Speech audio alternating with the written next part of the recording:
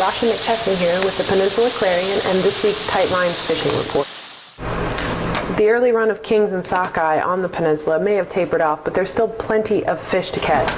As Brian Miller, co-owner of Trustworthy Hardware in Soldotna, told me, if you're willing to put in your time, you'll catch your fish. For red salmon, anglers have been having luck on the Kasilof and on the Russian River. While Alaska Department of Fish and Game sockeye counts on the Kasilof have slowed since the June 27th daily high of 22,404 fish, there are still thousands pushing into the river. The Kasilof dip net fishery is open from June 25th to August 7th and is available to Alaska residents with a valid permit. Remember, the yearly harvest limit in all Upper Cook Inlet personal use fisheries, including the Kenai, Kasilof, and Fish Creek dip net fisheries, is 25 salmon, 10 flounder, and 10 more per additional household member. The Russian River has slowed in the past week, averaging just 200 to 500 fish coming up the river versus the 1,000 to 4,000 average in the past few weeks. However, Jason Pollock, assistant area sport fish biologist for Fish and Game, said there may be another pulse of fish coming up the river.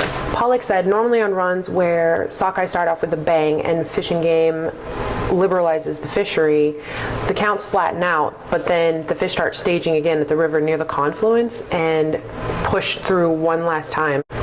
Sockeye counts bottomed out 3 days ago at 204, but 2 days ago it was 258, and yesterday's was 570, so the second surge of Russian sockeye may be on the way. The Kenai River personal use dip net fishery is scheduled to open on July 10th at 6 a.m., but it may take a while for the reds to hit. Pollock said during the last 5 years, the sockeye on the Kenai River have started out the season in a nice leisurely fashion, then somewhere in the middle of July they hit, and they hit hard. The Kenai River king salmon season officially opened on Monday, although it was a drift boat non-guided day. Tuesday, the first power boat day, saw about 89 boats in the river in the morning and around 50 in the afternoon, according to Fish and Game counts.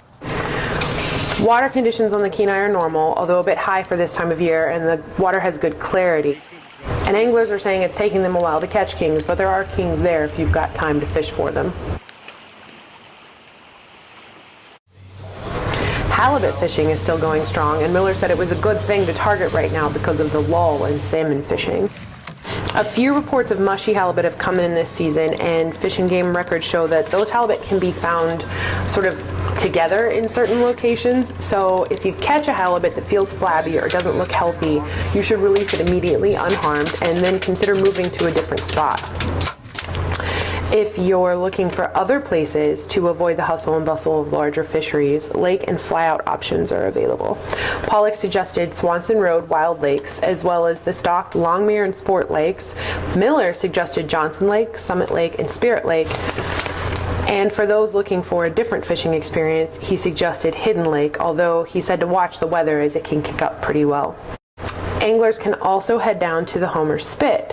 Fish and Game reports catches of Dolly Varden on the east side of the spit, as well as walleye pollock, Pacific cod, and a variety of flatfish species. Anglers can check the Wheatley Tightlines fishing report for updates, and as always, keep calm and fish on.